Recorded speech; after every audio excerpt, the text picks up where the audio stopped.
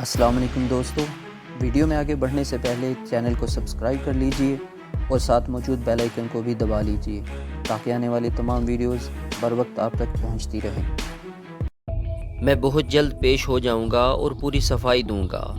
बस 2-4 दिन की बात है। इस दौरान में वो मेरे घर वालों का ख्याल रखें और किसी को उनके साथ ज़्यादती ना करने दें। ठीक है, मैं आज ही ये काम कर देता हूँ, लेकिन इसमें तुम्हारे लिए कोई मसला तो नहीं हो जाएगा?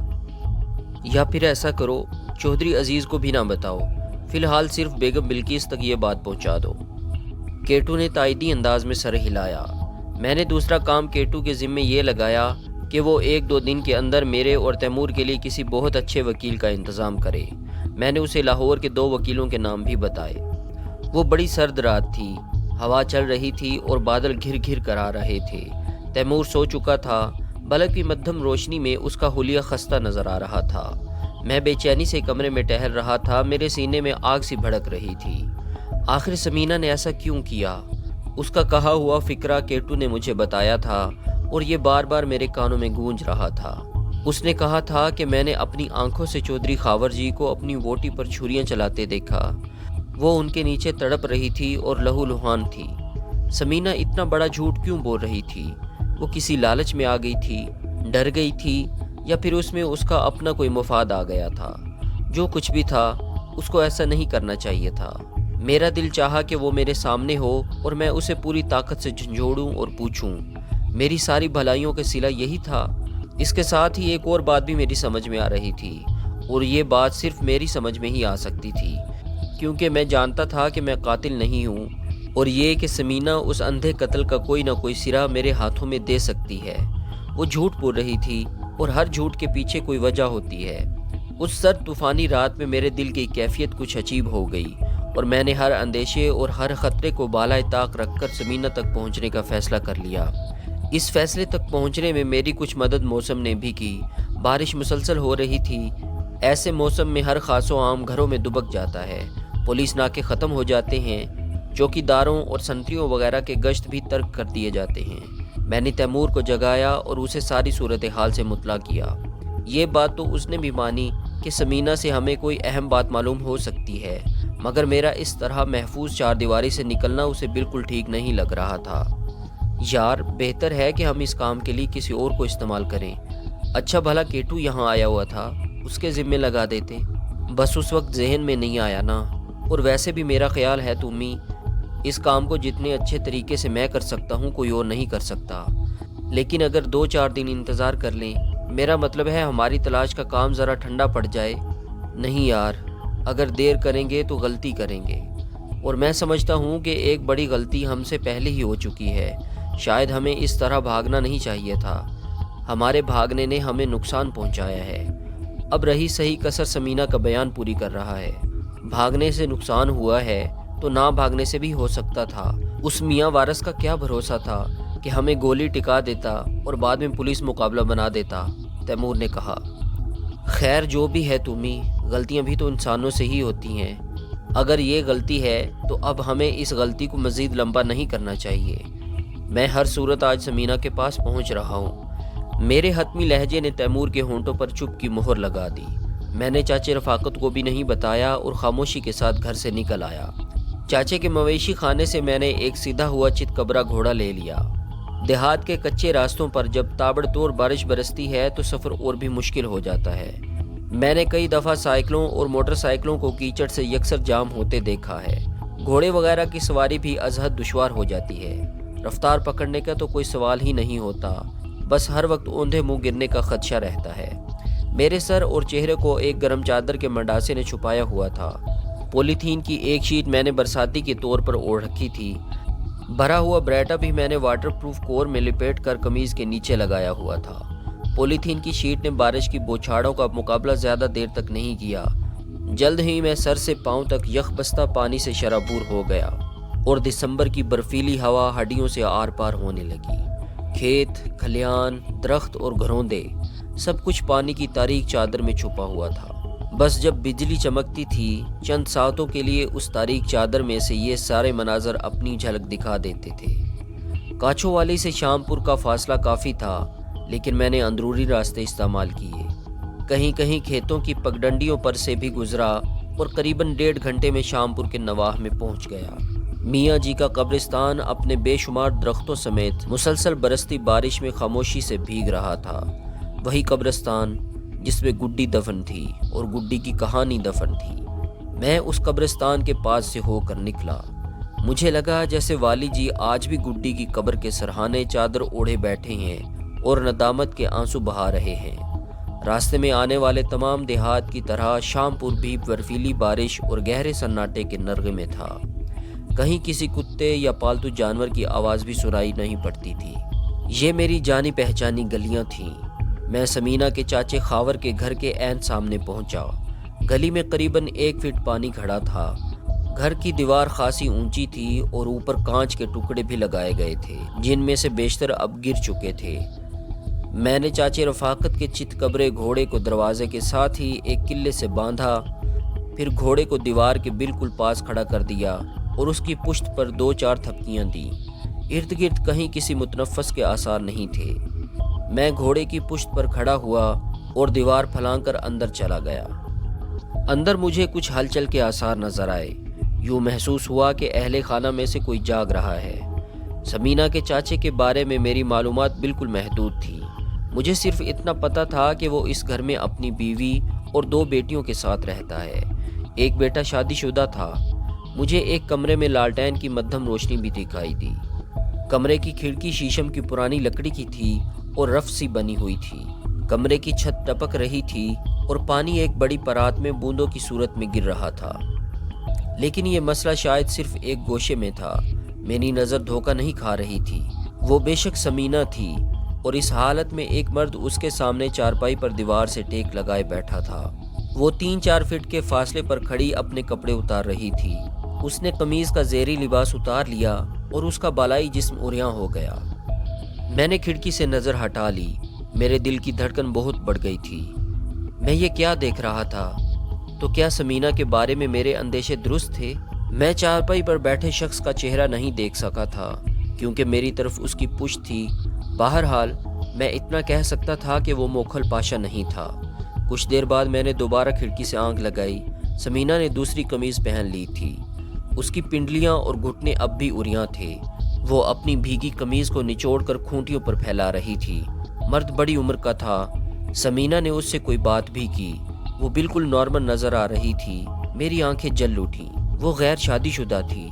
राजवाल में बिल्किस उसके लिए कोई अच्छा लड़का ढूंढ रही थी और यहाँ वो एक पक्की उम्र के शख्स के सामने बेलिबास हो रही थी। और वो ये सब कुछ कर रही थी तो फिर और भी बहुत कुछ कर सकती थी। मेरे असाब तन गए, रगों में आग भड़क उठी। मैं घूम कर कमरे के दरवाजे पर आया। दरवाज़ा अंदर से बंद था। अच्छा आई। अंदर से समीना की कपकपाती आवाज़ उभरी। शायद वो अपनी बकाया उरियानी ढांप रही थी।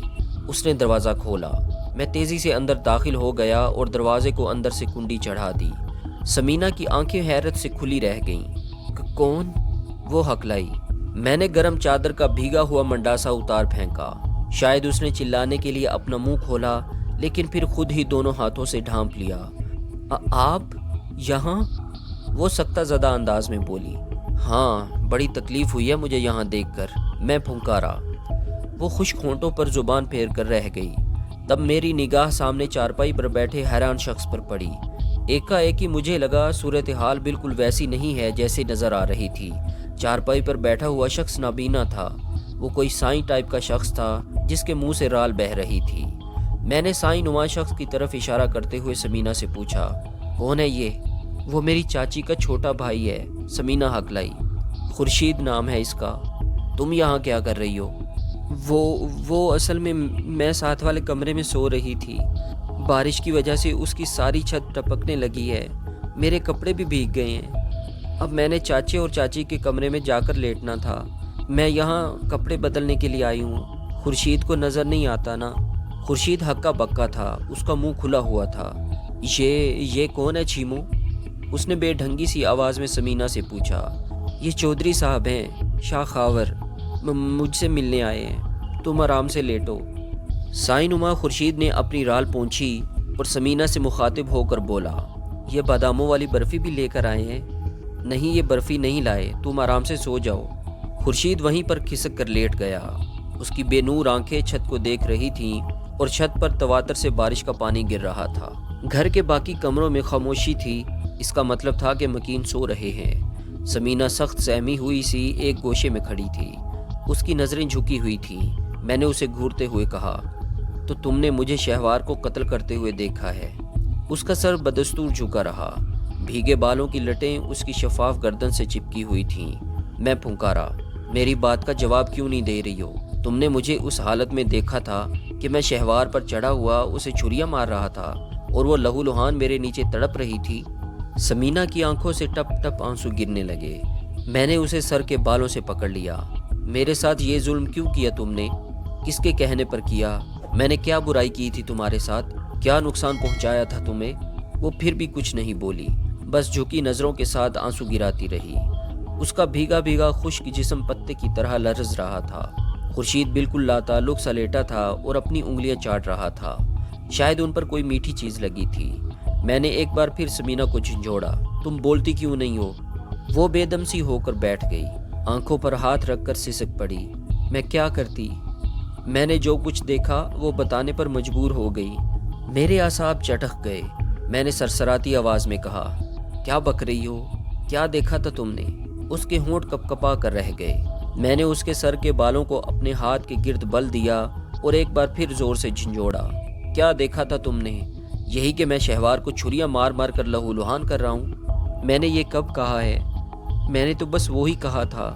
وہ منمنائی، کیا کہا تھا؟ یہی کہ آپ کے ہاتھ میں چاقو تھا، آپ نے ووٹی جی کو… ہاں، کیا کیا تھا ووٹی جی کو؟ آپ بہت غصے میں تھے، آپ نے ووٹی جی کو پلنگ کے پیچھے گرا دیا تھا۔ ایک دم میرا دماغ سنسنا اٹھا۔ ایک ہی لہجے میں سمجھ گیا کہ سمینہ یہ کیا بات کر رہی ہے۔ اس کے بالوں پر سے میری گرفت کمزور پڑ گئی۔ جب رات گئے میرے اور شہوار کے درمیان دوسری جھڑپ ہوئی تھی اور شہوار نے دیوار پر سے خنجر اتارا تھا، اس نے خود کو زخمی کرنے کی خوب کوشش کی تھی۔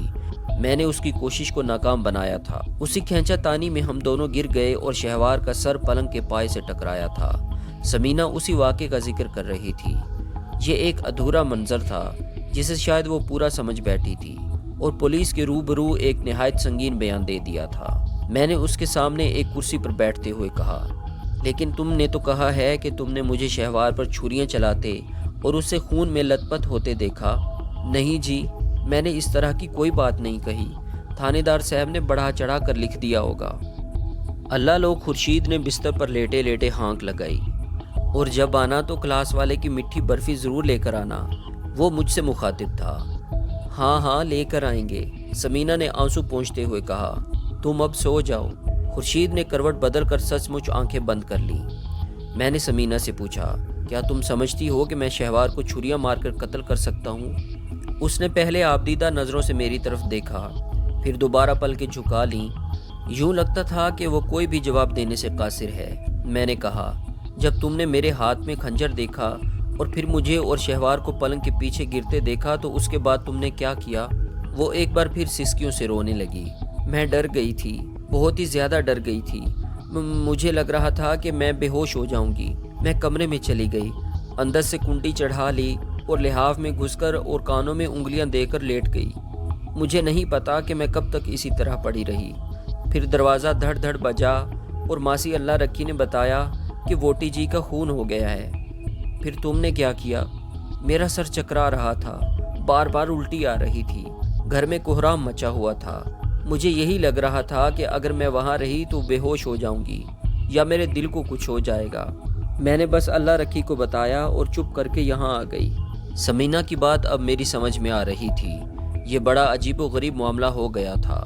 سمینہ نے جو کچھ دیکھا تھا وہ پولیس کو بتا دیا تھا، لیکن اس نے جو کچھ دیکھا تھا وہ سچ نہیں تھا۔ میں نے گہری سانس لیتے ہوئے کہا، سمینہ، بندے کی نظر اکثر اسے دھوکہ دیتی ہے۔ کئی دفعہ ہم دیکھ کچھ رہے ہوتے ہیں، حقیقت میں کچھ اور ہوتا ہے۔ اس کی بے شمار مثالیں ہیں، لیکن ہم دور کیوں جائیں؟ ایک بالکل تازہ مثال ابھی تھوڑی دیر پہلے ہی میرے سامنے آئی ہے۔ وہ سوالیہ نظروں سے مجھے دیکھنے لگی۔ میں نے بات جاری رکھی، ابھی کچھ دیر پہلے جب میں نے کھڑکی کی طرف سے اس کمرے میں جھانکا تو مجھے کچھ اور ہی منظر نظر آیا۔ تم اس اکیلے کمرے میں خورشید کے سامنے اپنے کپڑے اتار رہی تھیں۔